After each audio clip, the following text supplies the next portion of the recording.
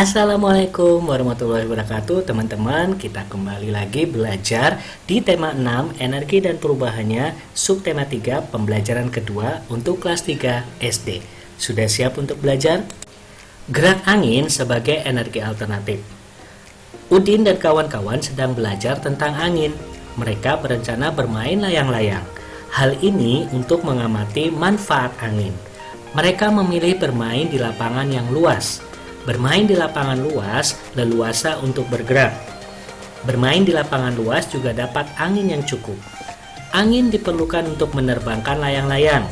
Angin sedang sangat baik untuk bermain layang-layang. Angin sedang artinya angin yang tidak terlalu besar. Udin dan kawan-kawan memilih bermain di sore hari, karena angin pada siang sampai sore hari sangat cocok untuk bermain layang-layang. Zaman dahulu, angin sudah digunakan dalam kehidupan manusia. Angin digunakan untuk menggerakkan perahu layar. Angin juga digunakan untuk menggerakkan roda penggilingan padi. Gerak angin dapat dijadikan sebagai energi alternatif. Energi alternatif adalah energi pengganti bahan bakar minyak. Gerak angin dapat diubah menjadi energi listrik. Energi listrik ini digunakan sebagai pengganti bahan bakar minyak. Energi angin dapat dimanfaatkan untuk pembangkit listrik tenaga bayu atau disebut PLTB. Pembangkit ini mengubah gerak angin menjadi listrik menggunakan kincir angin. Kincir angin ini biasanya disebut dengan turbin angin. Nah, teman-teman, coba kalian wawancarai teman atau orang dewasa di sekitar kalian, tanyakan beberapa hal tentang berikut ini. Yang pertama, apakah mereka mengetahui tentang pembangkit listrik tenaga angin atau bayu? Yang kedua, dari mana mereka mengetahui hal tersebut? Pertanyaan ketiga, apakah keuntungan dari penggunaan angin bayu sebagai sumber energi alternatif? Dan yang keempat adalah apa kesulitan dari penggunaan angin bayu sebagai sumber energi alternatif. Nah, laporan ini bisa teman-teman tulis di tempat yang sudah tersedia ya. Contohnya misalkan begini, berdasarkan hasil wawancara yang dilakukan terhadap beberapa orang, ternyata mereka sudah mengenal pembangkit listrik tenaga angin atau bayu. Mereka mengetahui PLTB dari berbagai sumber seperti buku dan juga internet. Pembangkit listrik tenaga angin atau bayu memang sangat menggunakan atau menguntungkan ya. Pembangkit listrik tenaga bayu memiliki sumber energi yang jumlahnya besar dan terus-menerus ada di alam. Namun sayangnya, untuk menghasilkan energi alternatif dari angin membutuhkan biaya yang sangat besar, teman-teman ya. Jadi untuk membutuhkan menggerakkan sebuah kincir angin itu membutuhkan biaya yang sangat besar. Sampai dengan saat ini masih belum banyak digunakan karena membutuhkan biaya yang besar. Angin merupakan salah satu energi alternatif yang mudah didapat dari alam. Angin juga dapat digunakan untuk menerbangkan layang-layang. Bermain layang-layang sangat menyenangkan. Bermain layang-layang menggunakan tali ditarik, layang-layang pun meliuk. Tali juga dapat digunakan untuk permainan lainnya. Nah, di sini ada sebuah permainan. Mari kita coba bermain tali. Membentuk huruf menggunakan tali sambil menggerakkan badan. Ikutilah gerakannya seperti berikut ini. Yang pertama, siapkan 2 pasang bambu seukuran pensil untuk masing-masing pemain. Yang kedua, ikatkan tali pada ujung pensil. Ukuran tali lebih panjang dari pensil.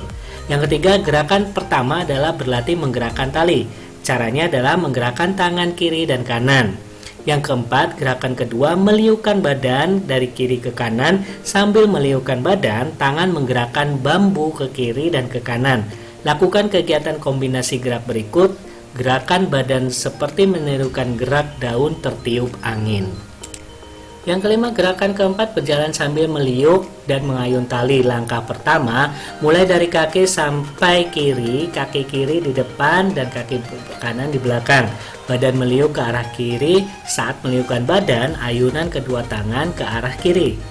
Ayunkan tangan untuk menggerakkan tali. Gerakan kelima, kaki kanan di depan dan kaki kiri di belakang. Badan meliuk ke arah kanan. Saat meliukkan badan, ayunkan kedua tangan ke arah kanan.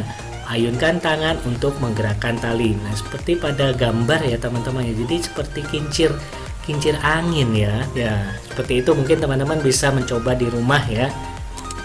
Menikmati energi yang tersedia adalah hak manusia. Jadi kita punya hak untuk menikmati energi yang tersedia di alam ini. Kewajiban manusia adalah menjaga ketersediaan energi. Hak dan kewajiban itu harus berjalan seimbang ya teman-teman ya. Jadi tidak boleh hak yang lebih utama sedangkan kewajiban tidak. Jadi dua-duanya antara hak dan kewajiban itu harus berjalan seimbang. Anak-anak memiliki hak untuk bermain. Kewajiban anak adalah membagi waktu bermain dan belajar dengan benar. Memberi kesempatan kepada semua teman agar dapat ikut bermain, termasuk contoh sikap memenuhi hak. Jadi jika teman-teman misalkan bermain dengan teman di rumah ataupun di sekolah, nah kita memberikan hak untuk teman kita juga ikut bermain, itu merupakan salah satu sikap memenuhi hak.